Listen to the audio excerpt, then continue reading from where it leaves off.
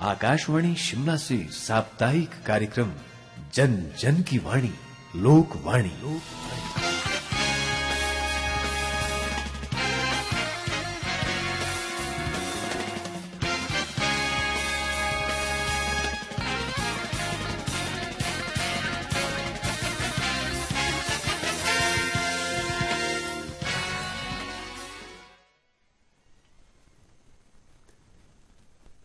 नमस्कार। Live phone in कार्यक्रम लोकवाणी में मैं हुकम शर्मा आप सभी का स्वागत करता हूं। श्रोताओं, कार्यक्रम में आज हम हिमाचल प्रदेश में जायका वानिकी परियोजना विषय पर चर्चा करेंगे। आप भी इस विषय से संबंधित कोई प्रश्न पूछना चाहते हैं या अपना विचार साझा करना चाहते हैं तो आप हमें फोन कर सकते हैं अब से लेकर 9:30 के मध्य। हमारे फोन नंबर्स हैं 0177 शिमला का स्टडी कोड है और फोन नंबर्स एक बार नोट कर लें 2808034 और दूसरा नंबर है 2808152 यानी 280 80 34 और दूसरा नंबर है 280 81 52। इस विषय पर जानकारी देने के लिए आज आकाशवाणी स्टूडियोज में हमारे साथ हैं अतिरिक्त प्रधान मुख्य अरण्यपाल एवं मुख्य परियोजना निदेशक जायका वानिकी परियोजना हिमाचल प्रदेश श्री नागेश गुलेरिया जी। आप भारतीय वन सेवा के वरिष्ठ अधिकारी हैं और आज का जो हमारा विषय है इस विषय पर अपने विचार रखेंगे। नागेश गुलेरिया जी, आकाशवाणी स्टूडियोज में हम आपका स्वागत करते हैं। जी धन्यवाद। इससे पहले कि हम अपने मुख्य विषय पर जाएं, जायका का अगर परिचय हम श्रोताओं को देना चाहें तो किस प्रकार की संस्था है ये जायका जो है ये जापान इंटरनेशनल कोऑपरेशन एजेंसी है और दुनिया के विभिन्न देशों में ये फंडिंग करती है। विशेष तौर पे जो पर्यावरण से संबंधित प्रोजेक्ट हैं उसके लिए जो है ये सॉफ्ट लोन जो है वहां के कंट्रीज को देती है। तो हिमाचल प्रदेश में भी 2018 से ये प्रोजेक्ट जो है उन्होंने एक सैंक्शन किया और हिमाचल प्रदेश में ये प्रोजेक्ट 2018 से इम्प्लीमेंट किया जा रहा है। ये बेसिकली वानिकी का प्रोजेक्ट है जिसमें हम वानिकी से संबंधित कार्य कर रहे हैं और लोगों को की जो लाइवलीहुड है, जो आय का आजीविका का जो साधन है उसमें सुधार करने का प्रोजेक्ट है। तो इसमें ये 800 करोड़ रुपए का प्रोजेक्ट है। तो जायका इंडिया जो है वो इस वक्त वानिकी के विभिन्न प्रदेशों में लगभग 31 प्रोजेक्ट जो है वो फंडिंग कर रही है, जिसमें से हिमाचल प्रदेश जो है हमारा ये पहला प्रोजेक्ट है। जी, तो वानिकी के क्षेत्र में किस तरह का कार्य जायका द्वारा किया जाता है? हाँ, इस प्रोजेक्ट में जायका तो फंडिंग करती है जी। बाकी जो कार्य हैं वो यहाँ का जो विभाग है, जहाँ का जो तंत्र है जी, उसके माध्यम से किए जाते हैं। तो जो प्रोजेक्ट की जो फिलॉसफी है, दर्शन है, उसमें बेसिकली जो सोच है वो ये है कि जो हमारा ग्रीन कवर में हिमाचल प्रदेश उन राज्यों में है जिसमें हर वर्ष जो है ग्रीन कवर में वृद्धि होती है, ये बात ठीक है।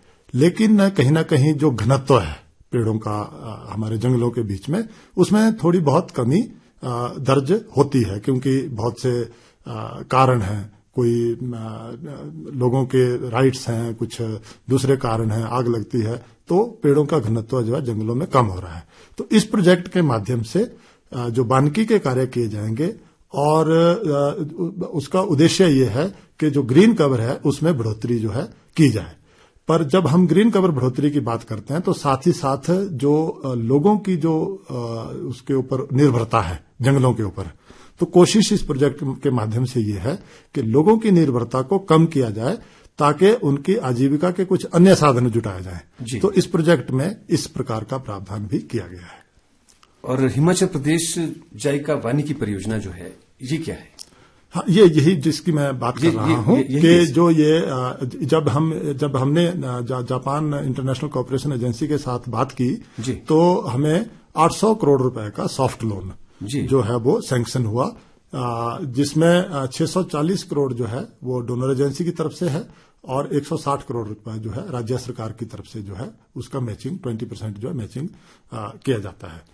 तो कुल मिला के 10 साल तक जो 2018 से लेके 2028 तक जो है परियोजना हिमाचल प्रदेश के अंदर 6 जिलों में इसको कार्यान्वित किया जा रहा है। जी। प्रथम 2 वर्ष 2018 से लेके 2020 तक एक प्रिपरेटरी फेज था जिसमें तैयारियां की गई स्टाफ की, बाकी जो फील्ड में इन पोजीशन होना चाहिए इस प्रोजेक्ट को इम्प्लीमेंट करने के लिए।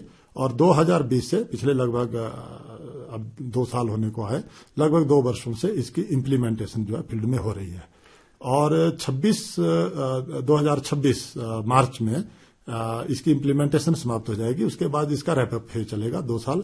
और उस दौरान जो है ये तय किया जाता है कि अगर प्रोजेक्ट अच्छे से इम्प्लीमेंट हुआ है तो उसका सेकंड फेज जो है, क्योंकि अभी जो कुछ पायलट साइट्स पे ये कार्यक्रम चलता है, जब ये प्रोजेक्ट कामयाब होता है तो फंडिंग एजेंसी जो है उसकी कामयाबी को मद्देनजर रखते हुए फिर उसको लार्जर स्केल पे जो है वो प्रदान करती है। तो 26 से 28 के बीच में फिर वो तय होगा कि इसका आगे किस प्रकार से इसको करना है।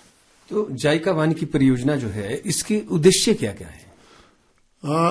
मुख्य उद्देश्य तो जैसे मैंने कहा कि इसका ग्रीन कवर बढ़ाने की बात है जी। तो उसके लिए जो है वो नेचुरल रिसोर्स जो मैनेजमेंट है, फॉरेस्ट के जो नेचुरल रिसोर्सेज हैं उसका मैनेजमेंट करने की बात है। तो जब हम नेचुरल रिसोर्सेज की बात करते हैं तो उसमें एक तो वानिकी आ गया, जिसको हम ग्रीन कवर बढ़ाने के लिए बात करेंगे। दूसरा जो है जैसे सॉइल कंजर्वेशन है, पानी है, इन सब विषयों के ऊपर भी इसमें प्रावधान जो है वो किए गए हैं। पर इस प्रोजेक्ट की जो सबसे अच्छी बात जो है वो ये है कि इसमें जब कार्यान्वयन है वो लोगों के माध्यम से है। जो कम्युनिटीज हैं हमारी, जो विलेज फॉरेस्ट, उसके लिए जो विलेज फॉरेस्ट जो कमेटियां बनाएंगे और उन कमेटियों के माध्यम से इस प्रोजेक्ट का जो है कार्यान्वयन फील्ड में किया जाएगा। तो मेरा कहने का मतलब इस प्रकार से है कि जो प्लांटेशन के काम है वो भी कम्युनिटीज करेंगी। जो लाइवलीहुड के जैसे मैंने बात की आजीविका सुधार का जो कार्यक्रम है वो भी कम्युनिटीज के माध्यम से, सेल्फ हेल्प ग्रुप के माध्यम से वहां पर किया जा रहा है। तो जो परियोजना का जैसे कार्य क्षेत्र है, यानी कहाँ कार्य किया जाना है, तो इसका चयन किस प्रकार से किया जाता है? इसके कुछ क्राइटेरियाज हैं। अब जैसे कुछ कि भाई कुछ वन क्षेत्र उपलब्ध होना चाहिए क्योंकि प्लांटेशन करनी है। तो जिस गांव के आसपास या जिस वार्ड के आसपास जो है वो वन उपलब्ध होंगे। सबसे पहले तो जैसे पंचायत के अंदर कि किस वार्ड में के नजदीक जो है वो वन क्षेत्र है। फिर वन क्षेत्र के बाद कम से कम 20 हेक्टेयर क्षेत्र जो है ऐसा होना चाहिए जहां पर पौधरोपण जो है किया जा सके। सो 10 हेक्टेयर क्षेत्र में वन विभाग पौधरोपण करता है। 10 हेक्टेयर क्षेत्र में वहां की जो विलेज फॉरेस्ट डेवलपमेंट सोसाइटी का जो गठन करते हैं वो जो है वो करता है। दूसरा जो है ये देखा जाता है कि उन जंगलों पे वहां के लोकल लोगों की निर्भरता कितनी है जी। फिर तीसरा और 2-3 क्राइटेरियाज हैं, जैसे लोगों की निर्भरता अगर बहुत ज्यादा है या वो जो क्षेत्र हैं जहां हम वो कर रहे हैं लोगों का जो इनकम का जो प्रोफाइल है वो कितना है। अगर बहुत अच्छे वेल ऑफ लोग हैं तो वो नहीं इसमें शामिल होंगे। तो कोशिश ये होती है कि जहां लोगों को एक्चुअल जरूरत है उन लोगों को इस प्रोजेक्ट में शामिल किया जाए। एक श्रोता से बात करते हैं जी। हेलो। नमस्कार जी। जी नमस्कार। मैं संतराम जी, जिला सोलन, तहसील की कोठी कुनियार गांव से बोल रहा हूँ जी। हाँ जी बोलिए जी। जनाब से मैं जानना चाहूंगा कि मैं अपनी मेरे पास घासनी है ना जी जी, तो उसमें अगर मैं जैसे आपका प्रोजेक्ट का काम जैसे उसमें पौधे वगैरह या उसको हरा भरा करना चाहता हूँ तो उसके लिए वन विभाग हमारे लिए क्या सहायता करेगा जी?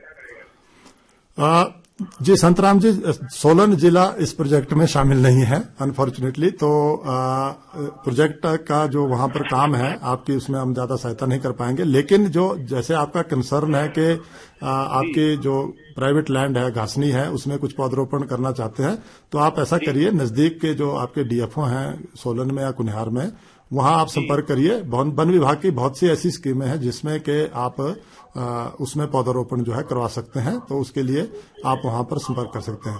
पर इस प्रोजेक्ट का जो कार्यान्वयन है वो सोलन डिस्ट्रिक्ट में नहीं है तो हम उसमें आपकी सहायता नहीं कर पाएंगे।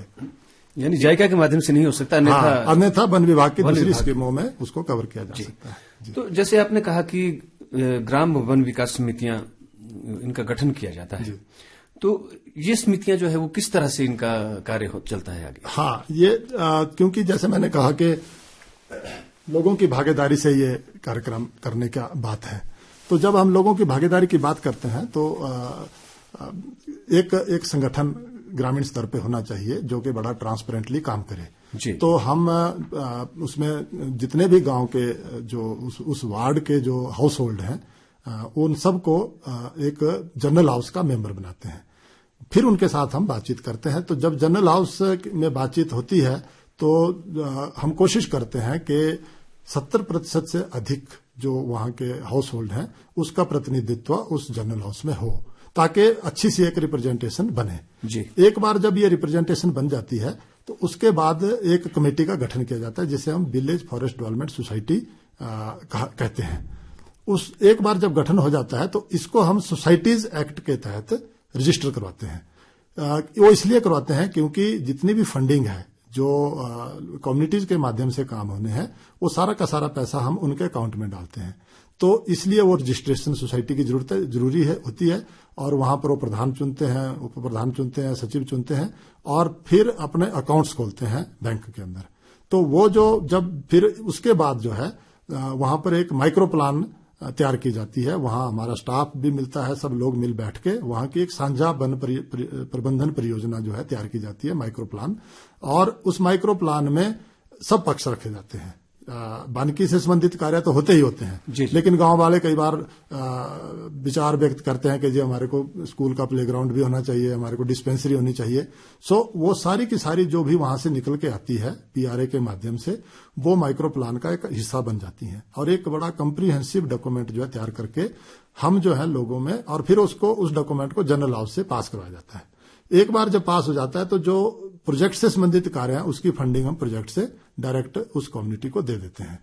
लेकिन यही समाप्त नहीं होता। जो उनसे कंसर्न है, उस गांव के, उस वार्ड के जो कंसर्न होते हैं दूसरे कार्य को लेके, उसको लेके हमारा स्टाफ वाले, हम लोग जो दूसरी विभागों के जो अधिकारी हैं, जिलाधीश हैं, बीडीओ हैं, आईपीएच के एक्शन हैं या दूसरे लोग हैं जिला स्तर पर, वो माइक्रो प्लान की कॉपी हम उनको देते हैं और वो लोग जो है अपने अपने विभागों से संबंधित बजट का भी प्रावधान जो है उसके लिए करते हैं। इसको हम कन्वर्जेंस बोलते हैं। जी। सो उसके ऊपर भी ये चर्चा जारी रखेंगे। हम अभी एक श्रोता से बात कर लेते हैं। जी, हेलो।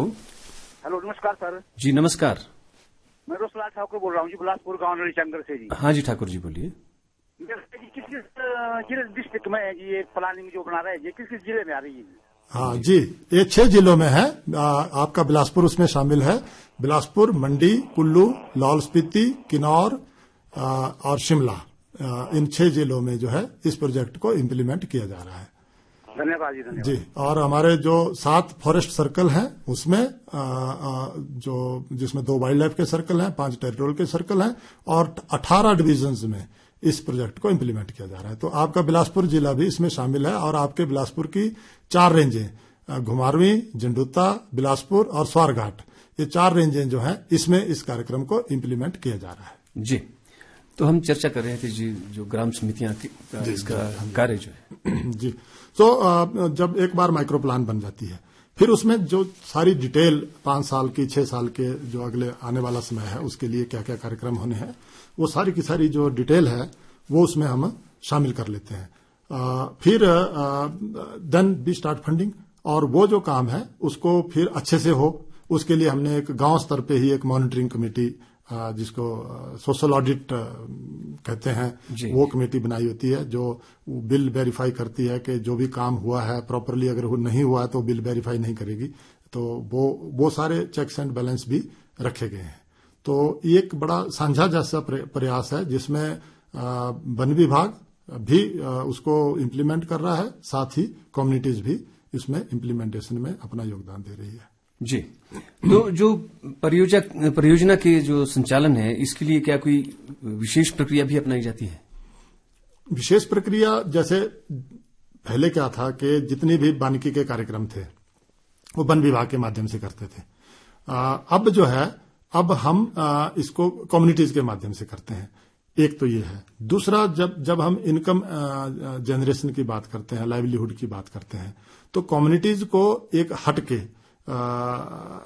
एक जिसको बोले सेल्फ हेल्प ग्रुपों का गठन किया जाता है, जिसमें गांव की महिलाएं हैं जो नौकरी पेशा नहीं करती, तो चाहती हैं, पढ़ी लिखी महिलाएं हैं, चाहती हैं कि कुछ उनके जो स्वरोजगार का साधन उपलब्ध करवाया जाए, तो उसमें हम उनकी सहायता करते हैं। तो जब हम उसकी बात करते हैं तो हमने जब भी किसी को रोजगार के लिए थोड़ा उसमें रोजगार का सुधार करना हो तो 2-3 चीजें जरूरी होती हैं जी। पहली है कि स्किल उसमें डेवलप हो, तो ट्रेनिंग हो।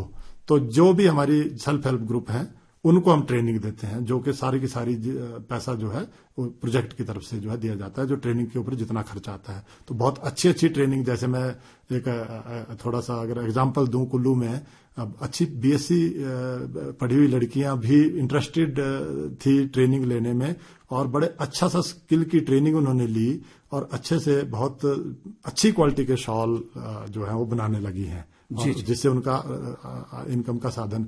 फिर उसके बाद जब एक बार ट्रेंड हो गया तो फिर जरूरत होती है कि जो मशीन है, मशीनरी है, इक्विपमेंट है, कोई टूल है, उसकी जरूरत होती है।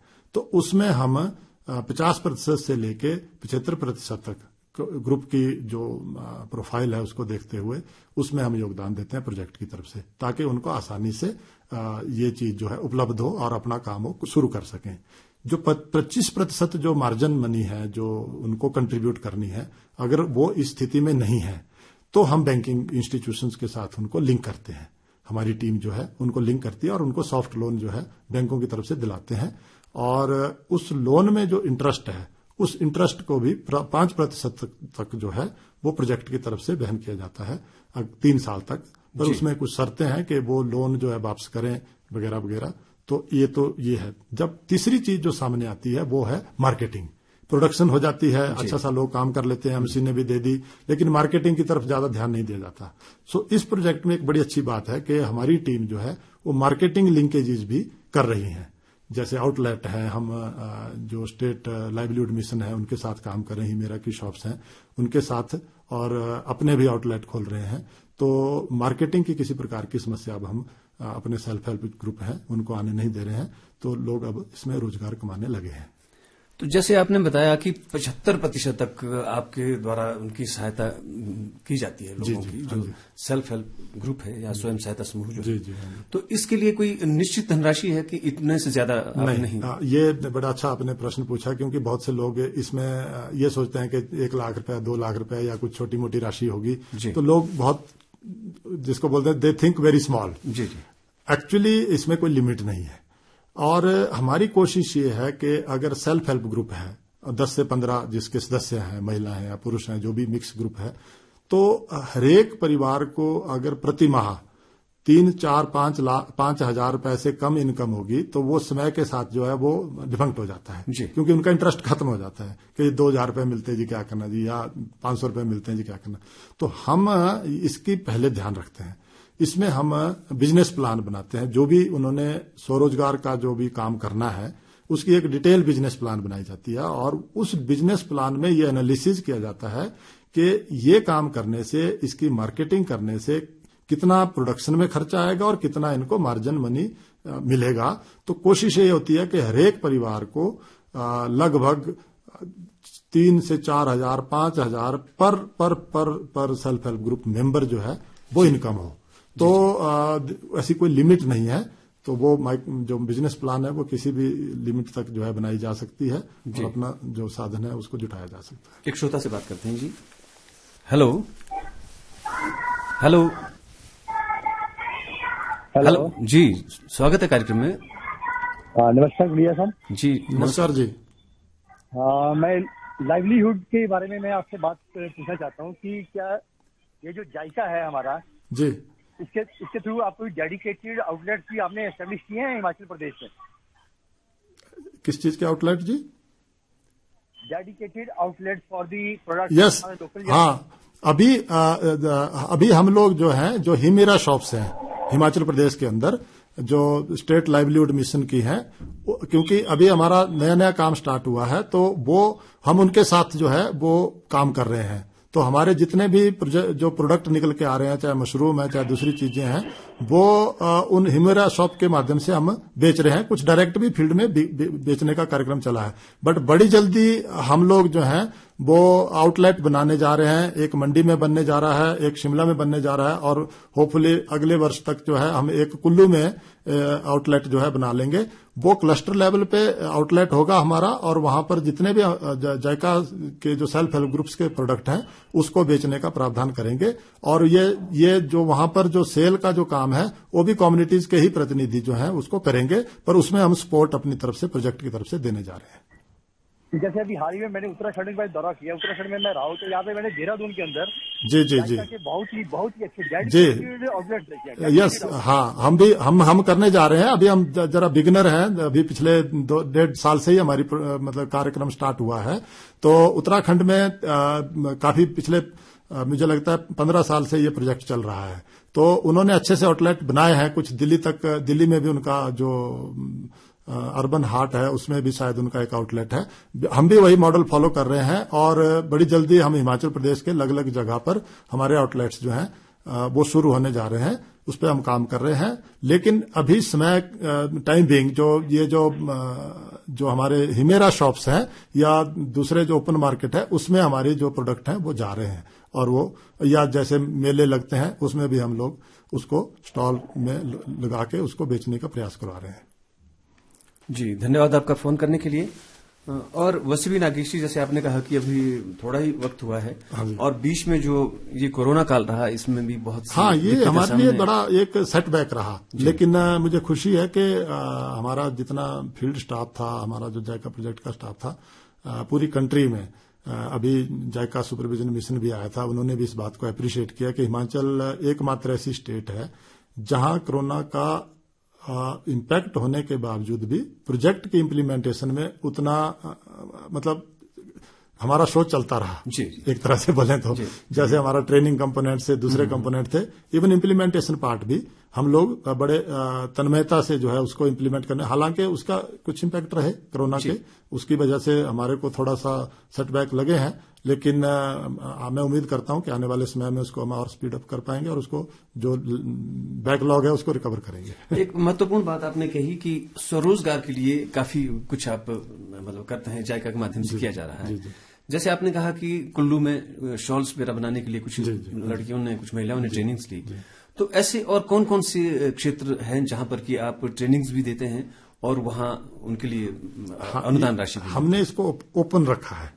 हम सेल्फ हेल्प ग्रुप से पूछते हैं कि आप बताइए कि आप कौन से विषय में अपना रोजगार कमाना चाहते हैं या कौन से विषय में आपका इंटरेस्ट है।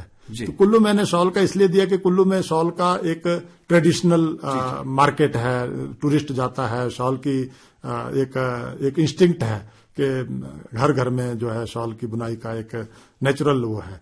तो बहुत से लोगों ने, जब हमने सेल्फ हेल्प ग्रुप की बात की तो उन्होंने कहा कि जी हमें शॉल की ट्रेनिंग चाहिए।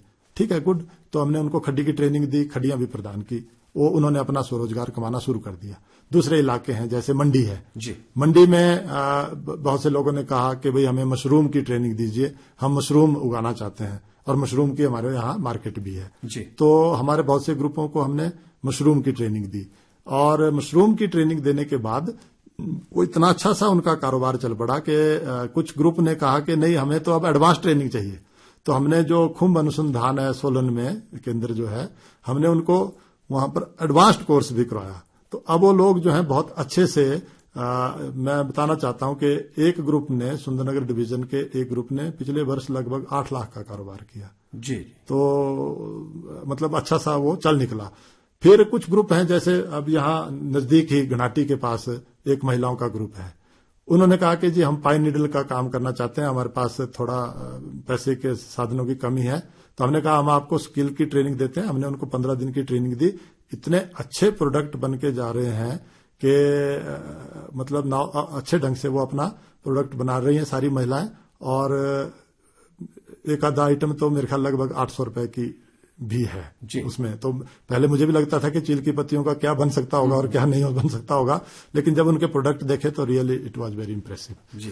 तो ऐसे अलग अलग विषय हैं। कुछ लोग गोटरी का करना चाहते हैं, कुछ लोग खड्डी का करना चाहते हैं, कुछ लोग दूसरे साधनों से करना चाहते हैं। अचार बनाने का काम है, जैम जेली बनाने का काम है, ये सब हम ट्रेनिंग देके उसकी ब्रांडिंग करवा रहे हैं जी, हम श्रोताओं से भी आग्रह करेंगे, उनके जहन में भी कोई प्रश्न है, क्योंकि अब तो काफी कुछ हम जान चुके हैं जायका के बारे में। तो आप फोन कर सकते हैं अगर आपके जहन में कोई प्रश्न आ रहा है, कोई बात आप रखना चाहते हैं। हमारे फोन नंबर एक बार पुनः दोहरा देता हूं, 0177, ये एसटीडी कोड है, 280 80 34, 2808034। एक ये नंबर है और दूसरा नंबर है 280 81 52, 2808152। इन दो में से किसी भी नंबर पर डायल करके आप सीधे कार्यक्रम से जुड़ सकते हैं। जायका से जुड़ी हुई जितनी भी गतिविधियां हैं उनके बारे में आपको जानकारी जरूर दी जाएगी। तो जैसे काफी कुछ तो आपने जानकारियां दे दी हैं, लेकिन फिर भी अभी कुछ प्रश्न मेरे जहन में और है। तो जायका का जो मतलब जैसे बैंक के बारे में आपने कहा कि जी जी, के लिए भी आप ये सहायता एक करते बड़ा हैं। बहुत अहम एक मतलब मुद्दा रहता है जी, क्योंकि जो हमारी गांव की जो कम्युनिटीज होती हैं, जैसे हिमाचल प्रदेश के अंदर लगभग 90% जनता गांव में बसती है, जी, और गांव की जितनी भी लोग हैं उनका एक या दूसरे तरह से वनों के साथ संबंध रहता है। चाहे वो घास पत्ती है, चाहे पानी है, चाहे लकड़ी है, चाहे ग्रेजिंग है, ये सब किसी तरह से मतलब वो जुड़ाव रहता है। और बहुत से लोग जो हैं जंगलों से अपना आजीविका का साधन भी कमाते हैं। तो कहीं ना कहीं जब हम उनको उनकी आजीविका में सुधार लाने की बात करते हैं तो बोलते हैं जी हमारे पास तो पैसा ही नहीं है। आपकी स्कीम ठीक है जी, बड़ा अच्छी बात है, लेकिन आप बोलते हो कि जी 25% या 50% जो है 2 लाख रुपया जो है अब आप कंट्रीब्यूट करो। 2 लाख हमारे पास होता तो हम आपके पास क्यों आते? जी, जी। बहुत उनका जेन्युइन प्रश्न रहता है। तो हमने उसका समाधान अपने प्रोजेक्ट में तय किया है कि हम ऐसे ग्रुप्स को बैंकों के साथ लिंक करेंगे।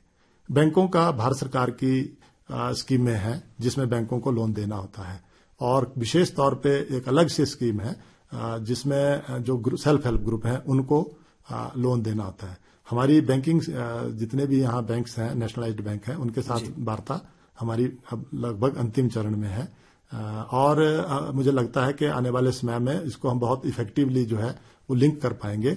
तो बैंकों के साथ हमने इसका लिंकेज बनाने की बात की है, और अब हम उसको फंडिंग के उसके साथ जोड़ देंगे।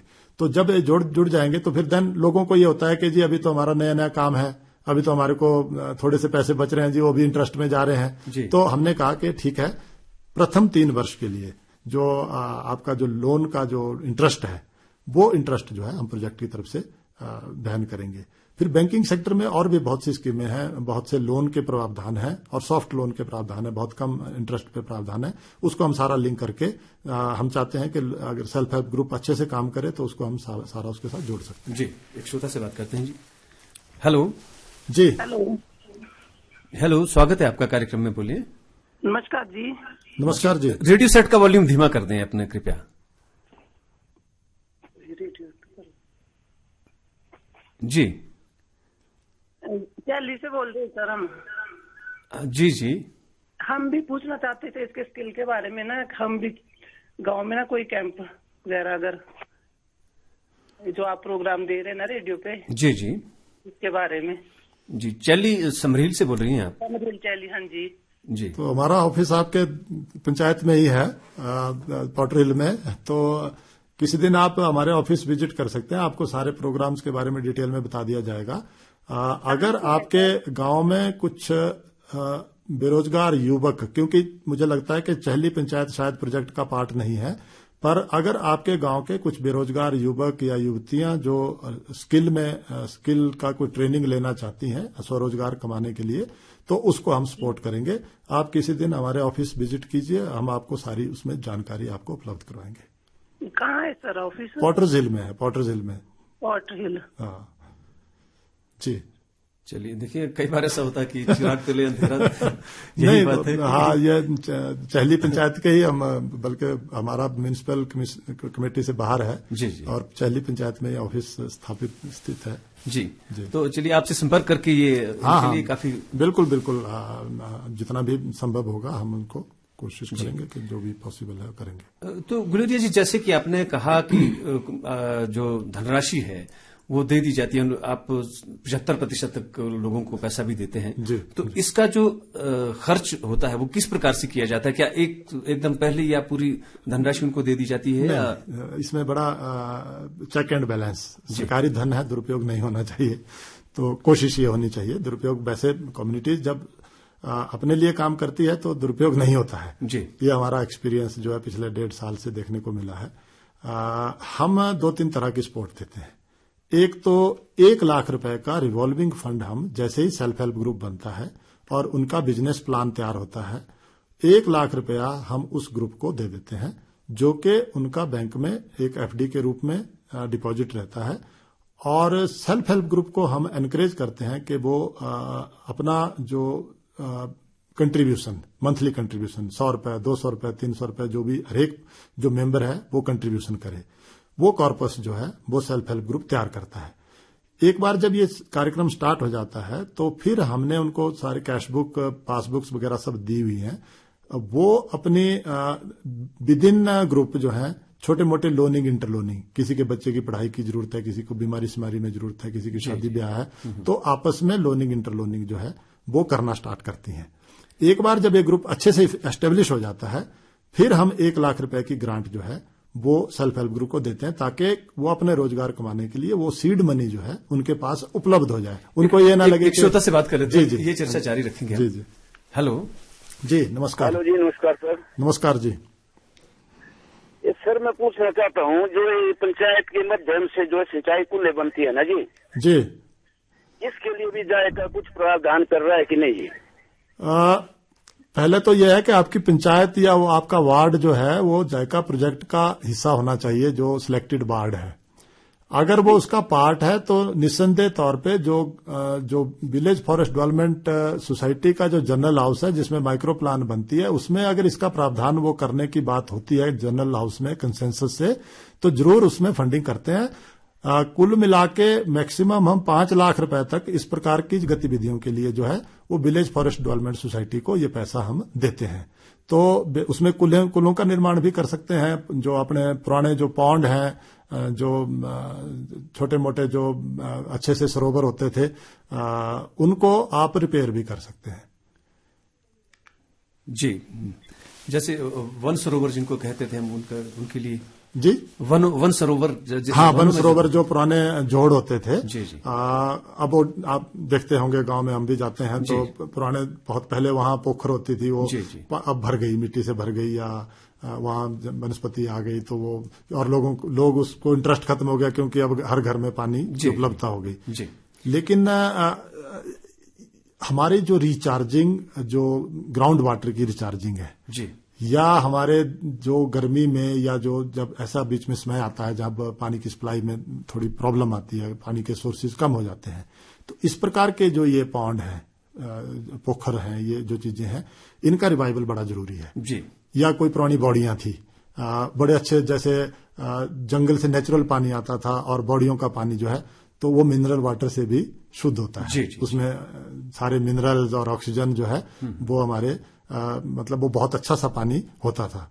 और अनफॉर्चुनेटली समय के साथ जो है हमने उसकी तरफ ध्यान देना बंद कर दिया। तो इस प्रोजेक्ट में हम हरेक विलेज फॉरेस्ट डेवलपमेंट सोसाइटी को 1 लाख रुपया देते हैं जी, जिसमें हम उनको एनकरेज करते हैं कि जो ये जो पुराने जो रिसोर्सेज थे उसका जो है वो ऑगमेंटेशन करें, उसको उसमें सुधार लाएं और उसको रिवाइव करवाएं। तो ये जो जैसे इनका भी प्रश्न था कि जैसे ट्रेडिशनल कुलें थी, टूट गई, एक जगह से टूटी तो कुल बंद हो गई, है ना, या नाले के पास से कुल टूट गई, तो उसमें छोटी छोटी रिपेयर की जरूरत है, तो वो उस पैसे का सदुपयोग उस कार्यक्रम के लिए कर सकते हैं जी। तो हम चर्चा कर रहे थे कि किस तरह से धनराशि का इस्तेमाल किया जा सकता है। आपने कहा कि 1 लाख रुपए तक। हाँ, तो 1 लाख रुपया जो है हम सेल्फ हेल्प ग्रुप को एक सीड मनी के तौर पर देते हैं, क्योंकि उनमें एक विश्वास पैदा हो कि प्रोजेक्ट की तरफ से हमें सपोर्ट मिल रही है। तो ये पैसा जब उनके पास जाता है तो उन्होंने तय करना है कि जो उनका जो बिजनेस प्लान बनी है वो कितने लाख की है। मान लो किसी ने 10 लाख की बिजनेस प्लान बना दी अपना जो रोजगार साधन जो है उपलब्ध कराने के लिए सेल्फ हेल्प ग्रुप के लिए, तो उसमें 1 लाख रुपए की जो कंट्रीब्यूशन है वो 2-3 तरह से हो सकती है। एक तो यह है कि उसे 1 लाख रुपए को वो बैंक में डिपॉजिट करवा दें और वो एक मार्जिन मनी के तौर पे बैंक को लोन देने के लिए वहां पर अवेलेबल हो जाए। जी जी। दूसरा जो है उसका जो है वो कुछ प्रयोग कर लें एज ए रोटेशनल मनी के भाई ठीक है जी, हमने ग्रुप में तय किया है कि इस 1 लाख को हम यूज करेंगे अपने रोजगार के लिए और हर महीने जो है हम जब उससे इनकम आना स्टार्ट होगी तो इस पैसे को दोबारा से बैंक में रिस्टोर करेंगे, क्योंकि वो पैसा जो है वो एक लॉन्ग टर्म जो है उस ग्रुप के लिए एक जिसको बोलते हैं बैकअप है। जी जी। तो उसको हम कोशिश करते हैं कि ग्रुप को हम इस चीज के लिए एनकरेज करें। तो ग्रुप उसको सदुपयोग कर सकता है। ये एक इसके अलावा जो है फिर बाकी जो पैसा है, जैसे मैंने कहा कि ट्रेनिंग का या इक्विपमेंट का या दूसरी चीजों का, वो सारा प्रोजेक्ट की तरफ से फिर हम सपोर्ट देते हैं जैसे जैसे काम आगे बढ़ता है। जी, एक और श्रोता से बात करते हैं जी। हेलो। हेलो, नमस्कार जी। जी नमस्कार। मैं केशव राम बोल रहा हूँ अर्की से। मैं हैंडलूम बुनकर हूँ और मैं अवार्ड लिया है, राष्ट्रीय भी लिया है और स्टेट का भी लिया है। जी जी। तो मैं एग्जीबिशनों में जाता हूँ, जैसे राज्य स्तरीय एग्जीबिशन लगती है। जी जी। तो वहाँ पर मैं देखता हूँ बम्बू क्राफ्ट बड़ा अच्छा क्राफ्ट है और ये जो पाइन क्राफ्ट बड़ा अच्छा क्राफ्ट है। जी तो जी। मैंने प्रधान जी से बात की, मैंने कहा जी ऐसा कोई सेंटर हमारे भी खोलो। तो प्रधान जी ने बोला कि हमारे तो इसके बारे में कोई नॉलेज नहीं है और आप बताओ कि कहाँ से कैसे खोलते हैं। तो हम खोलते, तो मैं आपसे जानकारी लेता हूँ। कहना चाहता हूँ कि आप बताओ मेरे को भी ये हमने खोलना तो कैसे खोले हम। बात अर्की की आ गई तो सोलन डिस्ट्रिक्ट जो है हमारे प्रोजेक्ट का पार्ट नहीं है, पर हम लोग जो हैं ये जो जैसे मैंने कहा कि पाइन नीडल का आपने भी बात की, उसके ऊपर हमने जो रिसोर्स पर्सन थे उनको रोप इन करके ट्रेनिंग दी।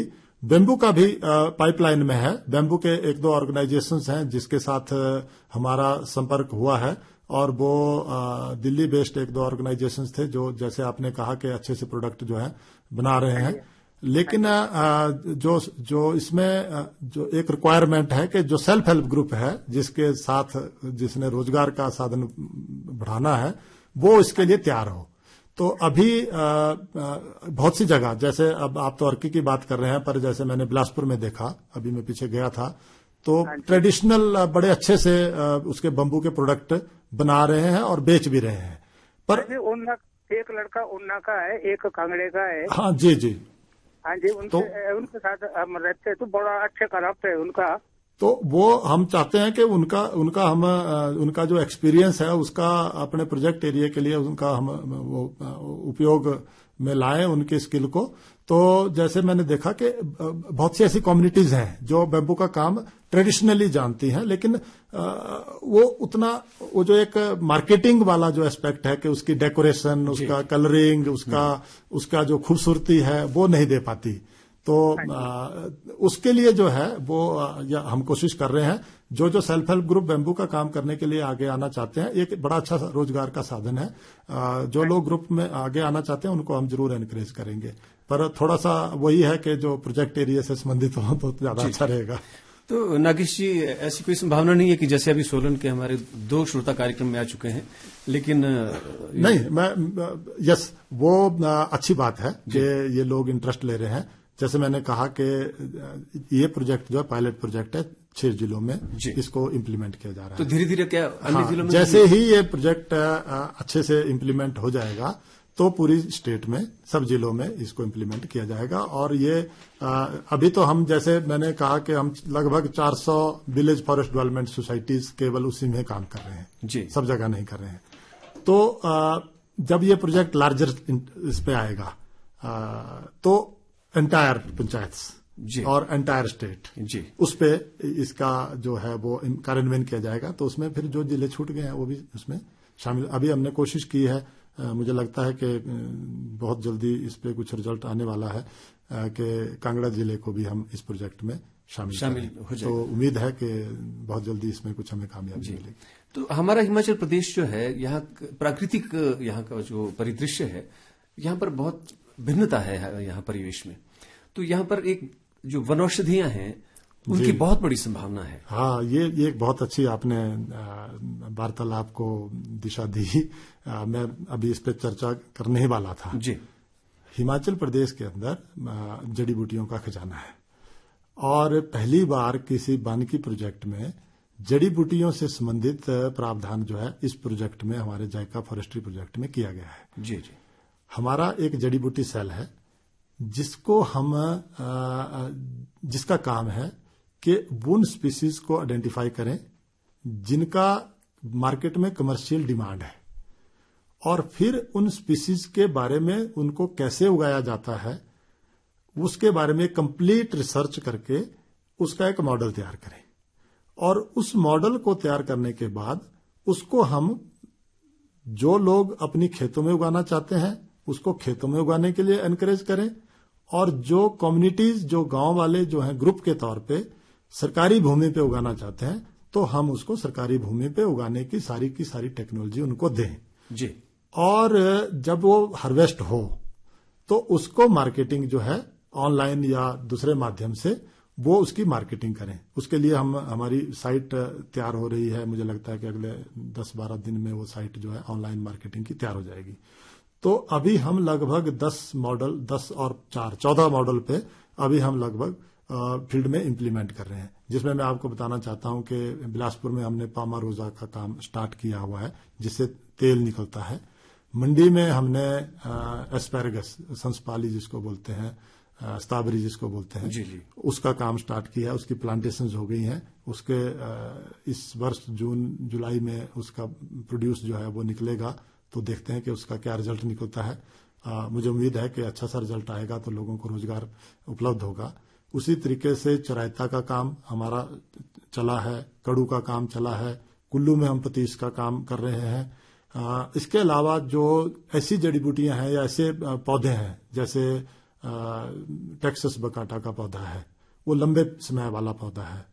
5-7 साल बाद, 8 साल बाद उसकी पत्तियां जो है मार्केट में जाती हैं। उसकी भी हम नर्सरियां तैयार कर रहे हैं। तो लोगों ने अगर अपनी खेतों में लगाना है, अपने आसपास लगाना है, उसको हम पौधे उपलब्ध कराएंगे और जंगलों में जिसने लगाना है उसको भी हम उपलब्ध कराएंगे। तो इन मॉडल्स पे हम काम कर रहे हैं। तो जैसे कोई सरकारी भूमि में अगर पौधे लगाता है तो उसका अधिकार उसी व्यक्ति का होगा कि आगे बेचने का? वो हम कम्युनिटीज के आधार पे हमने कहा कि जैसे ग्रुप बनाएंगे ताकि झगड़ा ना हो। तो हम 10 हेक्टेयर एरिया जो है उपलब्ध कराते हैं, जिसमें से 3 हेक्टेयर 4 हेक्टेयर जितने भी एरिया पे वो लगाना चाहते हैं वो लगाएं और जब वो प्रोड्यूस निकलेगा तो वो ही ग्रुप जो वहां पर यूजर ग्रुप है वो उस ग्रुप का जो जितना भी पैसा उसका आएगा वो यूजर ग्रुप के खाते में जाएगा। एक श्रोता से बात करते हैं जी। हेलो हेलो हेलो जी, अपने रेडियो सेट का वॉल्यूम धीमा कर दें और अपना वॉल्यूम थोड़ा बढ़ा दें प्लीज। हेलो हेलो, हाँ जी बोलिए। मैं शोकी से बोला ठाकुर जी।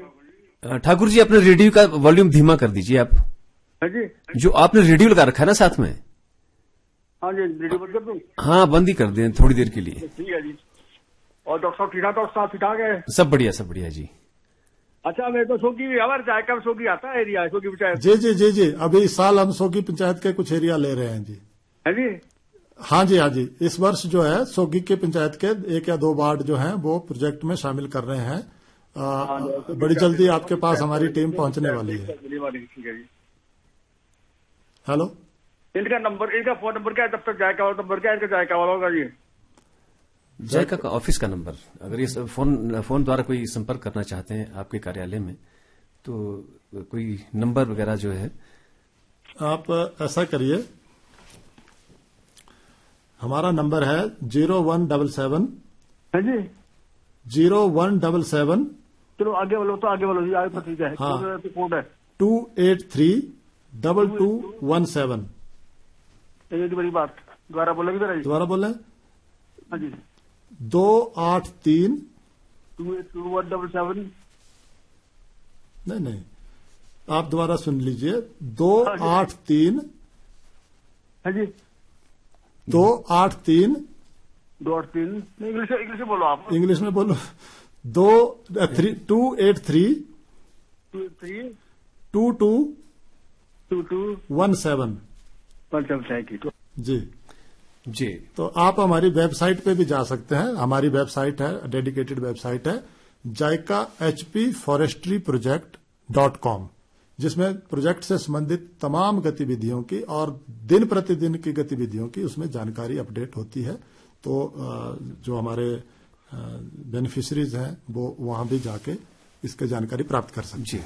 तो हम वनौषधियों की बात कर रहे थे, उसमें कुछ और ऐड करना चाहिए? हाँ, तो जैसे बहुत सी कमर्शियल स्पीसीज हैं, आप देखते हैं कि आज खासतौर पे कोरोना काल की वजह से हर्बल की तरफ जो है रुझान दुनिया भर का बढ़ा है जी। और बहुत सी अच्छी प्रोडक्ट भी हर्बल की वजह से आए हैं। और हर्बल का एक सबसे बड़ा अच्छा जो उसका पार्ट है कि इसकी मार्केट जो है हमेशा अप रही। कभी भी ऐसा नहीं हुआ कि जी फलानी हर्बल चीज थी वो बिक नहीं पाई और खराब होगी। और दूसरी चीज ये है कि उसमें जब जैसे जैसे प्रोडक्शन स्टार्ट होगी तो हम उसमें वैल्यू एडिशन करेंगे। अब जैसे हमारा आंवला है, हर्ड है, भेड़ा है, इसके जो रॉ मटेरियल है वो बहुत सस्ता मार्केट में जाता है। जी। 10 रुपए किलो आंवला बिकता है, 20 रुपए किलो, 15-20 रुपए किलो आंवला बिकता है। पर उस आंवले का अगर पाउडर बन जाए तो वही आंवला जो है वो 100-150 रुपए किलो बिक जाता है। तो हम कोशिश करेंगे कि इस प्रोजेक्ट के माध्यम से जैसे जैसे कम्युनिटीज के साथ हम काम करेंगे तो और जरूरत होगी तो हम उसको मशीनों के माध्यम से उसकी वैल्यू एडिशन का भी के ऊपर भी काम करेंगे। जी। तो ये बहुत से ऐसे मॉडल हैं, उसके ऊपर हमारा काम चला हुआ है और लोग उसको अडॉप्ट कर रहे हैं और ये मॉडल जो है ये लोगों की आजीविका में और अच्छा सुधार लाने में कामयाब होंगे। जी। तो इस परियोजना में जो है मुख्य तौर पर कौन कौन से कार्य किए जा सकते हैं? जैसे मैंने पहले भी कहा कि सबसे पहले तो ये क्योंकि वानिकी प्रोजेक्ट है तो प्लांटेशन का काम है जी। और प्लांटेशन भी हम दोनों तरह से कर रहे हैं। जो दूर दराज के क्षेत्र हमारे जंगलों के हैं उसमें वन विभाग कर रहा है और जो गांव के नजदीक के क्षेत्र हैं उसमें हम कम्युनिटीज के माध्यम से प्लांटेशन का काम करवा रहे हैं। अच्छा, प्लांटेशन में भी जब हम बात करते हैं तो कई बार ये होता है कि ऊपर से थोप देते हैं पौधे कि जी ये लगाओ जी। तो हमने इसमें प्रोजेक्ट में गांव वालों से पहले पूछ रहे हैं जो माइक्रो प्लान बना रहे हैं कि आपके एरिया में कौन कौन से पौधे जो हैं वो लग सकते हैं या कौन कौन से पौधे आप चाहते हैं कि लगाए जाएं। जी जी। उन्हीं पौधों को हम नर्सरियों में तैयार कर रहे हैं और एक पूरी प्लानिंग है और 1.5 साल बाद या 2 साल बाद जब वहां प्लांटेशन का कार्यक्रम होता है तो वो पौधे उन गांव वालों को उपलब्ध करवाए जाते हैं। एक श्रोता से बात कर लेते हैं। जी। हेलो। हेलो। जी जी बोलिए। नमस्कार सर। नमस्कार सर, मैं सराज मंडी से बात कर रहा हूँ। जी। सर, ये जो प्रोग्राम चल रहा है ना, मैं आप इस प्रोग्राम सुन रहा हूँ अभी लाइव। जी। तो सर ये हमारा एक क्षेत्र आता है इस जायका के तहत। तो आपका गौर डिवीजन इसमें आता है जी। और आप हाँ जी। हेलो। करसोग सर, करसोग नहीं है जी। करसोग डिवीजन जो है इस प्रोजेक्ट का पार्ट नहीं है। वहां पर दूसरे प्रोजेक्ट पहले चल रहे थे तो इसलिए जायका वाला प्रोजेक्ट जो है करसोग डिवीजन में नहीं इम्प्लीमेंट हो रहा है जी। जी धन्यवाद जी। हम चर्चा कर रहे थे तो एक तो वानिकी का है, उसके बाद जैसे मैंने कहा कि जड़ी बूटियों का है। हिमाचल प्रदेश सरकार ने माननीय मुख्यमंत्री जी ने 3-4 साल पहले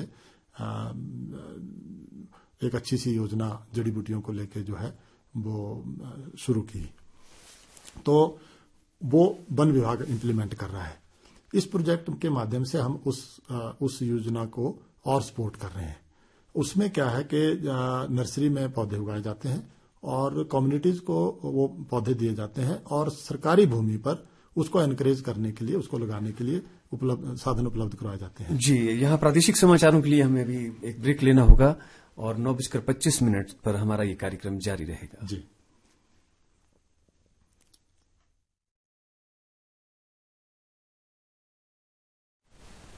लोकवाणी कार्यक्रम में एक बार पुनः आपका स्वागत है। श्रोताओं, आज हम कार्यक्रम में चर्चा कर रहे हैं हिमाचल प्रदेश में जायका वानिकी परियोजना पर और आज कार्यक्रम में हमारे साथ हैं अतिरिक्त प्रधान मुख्य अरण्यपाल एवं मुख्य परियोजना निदेशक जायका वानिकी परियोजना हिमाचल प्रदेश श्री नागेश गुलेरिया जी। गुलेरिया जी, हम आपसे जानना चाहेंगे, जैसे देखिए आपने कहा कि काफी सारे क्षेत्र हैं जहां पर जायका की अनेक योजनाएं हैं। जी जी। लेकिन आज का जो दौर है, अगर हम पुरानी टेक्नोलॉजी की बात करें या अब नवीनतम जो टेक्नोलॉजी है उसकी बात करें तो बहुत कुछ बदल चुका है। तो जायका की क्या इस तरह की आगे योजना है? जी, बहुत अच्छी सी आपने दिशा दी इस वार्ता को। आज हम जायका प्रोजेक्ट में पहली बार जो मॉडर्न टेक्नोलॉजी है उसका हम इस्तेमाल कर रहे हैं। हमारा जीआईएस सेल जो है वो जहां जहां हमारे कार्यक्रम चल रहे हैं, किस गांव में चल रहे हैं, कहां नर्सरी बन रही है, कहां प्लांटेशन हो रही है, वो सैटेलाइट डाटा से जो है हम उसकी जीआईएस उसकी लेयर जो है तैयार कर रहे हैं। हमारे ऑफिस में ये सब हो रहा है और वो जो उसका जो रेजोल्यूशन है वो 5 मीटर तक का है, यानी कि 5 मीटर तक की चीज जो है हम उस सैटेलाइट डाटा से जो है वो देख सकते हैं। उसको सप्लीमेंट करने के लिए हमने ड्रोन का इस्तेमाल कर रहे हैं। पहली बार इंडिया में जायका के किसी भी प्रोजेक्ट में हिमाचल प्रदेश प्रथम राज्य है जहां हमने ड्रोन का इस्तेमाल शुरू किया है। और उन्हीं एरिया में जहां हमारे कार्यक्रम चले हैं, चाहे पौधरोपण है, चाहे कोई वानिकी से संबंध दूसरे नर्सरी का काम है, चाहे गांव वाले कुछ और कार्यक्रम कर रहे हैं, वो सारा का सारा ड्रोन के माध्यम से हम रिकॉर्ड कर रहे हैं। और मुझे बताते हुए अच्छा लग रहा है कि ड्रोन की जो रेजोल्यूशन है वो सेंटीमीटर लेवल तक है जी। इसका मतलब ये हुआ कि जो आपने जंगल में पौधा लगाया है उसकी आप काउंटिंग ड्रोन से कर सकते हैं। तो वो सारा का सारा कार्यक्रम हम टेक्नोलॉजी बेस्ड जो है कर रहे हैं। नॉट ओनली दैट, जो हमारा ये जीआईएस सेल है उसके आधार पे हम दफ्तर में बैठ के जो है वो इमेजेस से ये तय कर रहे हैं कि कहां पर सॉइल कंजर्वेशन का काम होना है, कहां पर खाली जगह है, कहां पर प्लांटेशन होनी है। ये सारी चीजें जो है वो टेक्नोलॉजी बेस्ड हम कर रहे हैं और फिर उसकी ग्राउंड ट्रूथिंग करते हैं। तो ये टेक्नोलॉजी का एक बहुत बड़ा जो है हम उपयोग जो है इस प्रोजेक्ट में हम कर रहे हैं। तो क्योंकि वैसे तो आपने कहा कि अभी बहुत थोड़ा वक्त हुआ है जायका को हिमाचल प्रदेश में, जी जी, कोई विशेष उपलब्धियां जो आप गिनाना चाहें? उपलब्धियां तो बहुत है, पर स्पेसिफिकली अगर मैं कुछ कहूं तो अच्छा लगता है कि कुल्लू का मैं एक एग्जांपल दूं आपको कि कुल्लू में हमने पौधरोपण कम्युनिटी के माध्यम से करवाया। गांव वालों ने खुद पौधरोपण किया, फिर ड्रॉट पड़ गया, पौधे सूखने लगे, तो गांव वालों ने मीटिंग करके तय किया कि हम नाले से पानी इकट्ठा करेंगे, लाएंगे और हरेक परिवार से 2-2 लोग जो है जाके उन पौधों को सिंचाई करेंगे जब तक के ड्राउट की स्थिति खत्म नहीं हो जाती। और वो अच्छी सी वो प्लांटेशन कामयाब हो गई।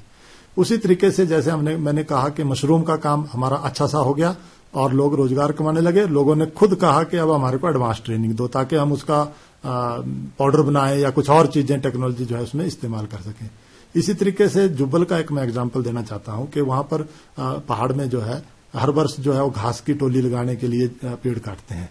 तो गांव वालों ने रेजोल्यूशन पास किया कि ये जो जायका से हमारे को पैसा आ रहा है उससे हम लोहे के पोल खरीदेंगे और उसमें आधा योगदान उन्होंने स्वयं अपनी जेब से दिया। 1600-1700 रुपए का पोल था, 1000 रुपया जो है उन्होंने जायका प्रोजेक्ट का यूज किया, बाकी उन्होंने अपनी जेब से दिया। और उस तरीके से आप ये समझिए कि लगभग 50,000 पौधे अगले 10 साल में बचत होगी। जंगल हमारा बचाव हो गया। तो ये जब हम कम्युनिटीज के साथ काम करते हैं और वहां से अच्छा सा रिस्पांस मिलता है तो बड़ा अच्छा सा लगता है और हमारे को बड़ी एनकरेजमेंट होती है। हमारे जो फील्ड में काम करने वाले लोग हैं वो अच्छे ढंग से जो है लोगों के साथ तालमेल के साथ काम करना में इंटरेस्टेड होते हैं। नागेश गुलेरिया जी, हमें पूरा यकीन है कि आपके मार्गदर्शन में जायका जो है ये बहुत आगे तरक्की करेगा और हमारा प्रदेश भी पूरा प्रदेश इससे जुड़ेगा तो सभी लोगों तक इसका लाभ पहुंचेगा। बहरहाल हमारे पास आज वक्त इतना ही है, कार्यक्रम का समय यहीं समाप्त होता है। आकाशवाणी स्टूडियोज में आने के लिए आपका और सभी श्रोताओं का जो इससे जुड़े जो सुन रहे थे, और मैं सबका बहुत बहुत धन्यवाद करता हूं प्रोजेक्ट की तरफ से, वन विभाग की तरफ से और अपनी तरफ से। धन्यवाद।